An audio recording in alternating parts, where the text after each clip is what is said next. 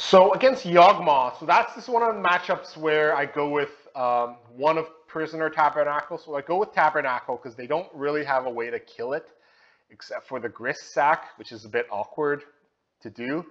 But they will often have Force of Vigor, especially if they've played against old Ice 9. They're going to have Force of Vigors and stuff to kill Ghostly Prison and those creatures that you can sack to destroy enchantments. So yeah, I don't play Ghostly Prison. I played 2 Tabernacles.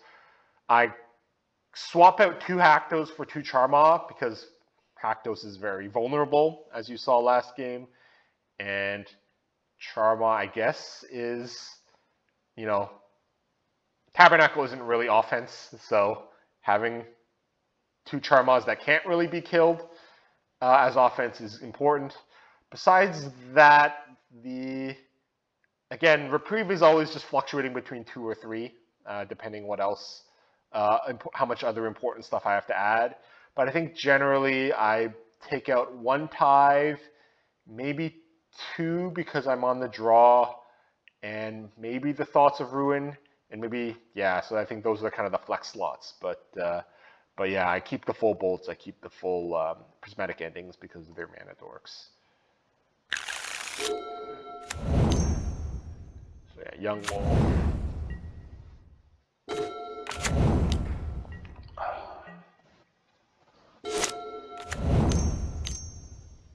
So again, a matchup where they have 2 free plays.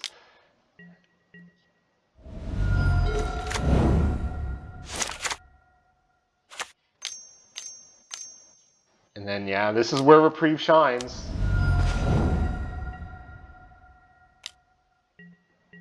Get those extra cards. Buy that time. So that's why I see Reprieve really having that value, especially in these kind of matchups where, you know, just buying that extra turn is so important when it's like you just need that 1 turn after you land Prison or Tabernacle to lock the game down. So, because I'm taking quite a bit of damage here for my own lands.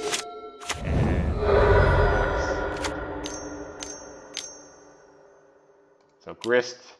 So yeah, so I think that's where, because I think I took a lot of damage just the last turn, fetch shocking, because I'm like, I don't want Grist to land. So yeah, so well, now that I think of it, like Grist could have killed Tabernacle, so that was a mandatory thing, even though it was really putting me into danger, life-wise.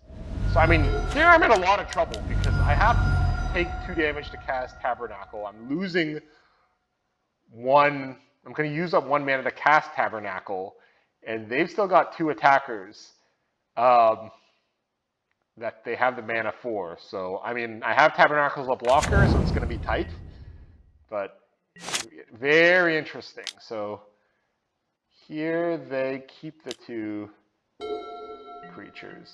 Luckily, they don't draw a land.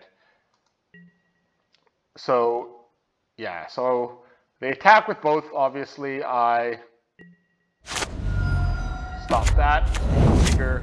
I know I'm stopping that no matter what. Yeah. So very lucky, critically lucky I drew that there. I mean, anything else,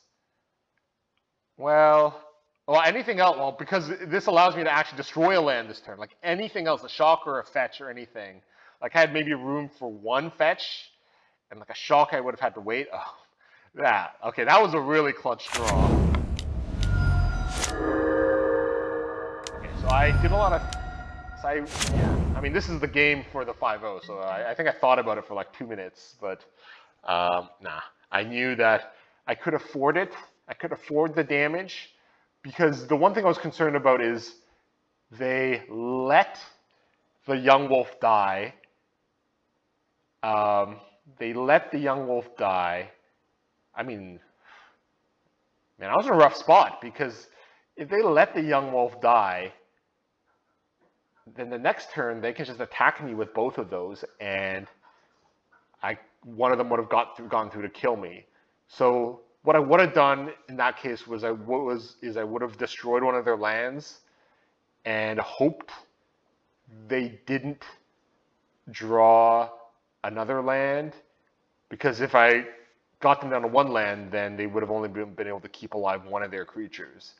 But basically, if they drew a land on either of the next 2 turns, I would have lost, I think.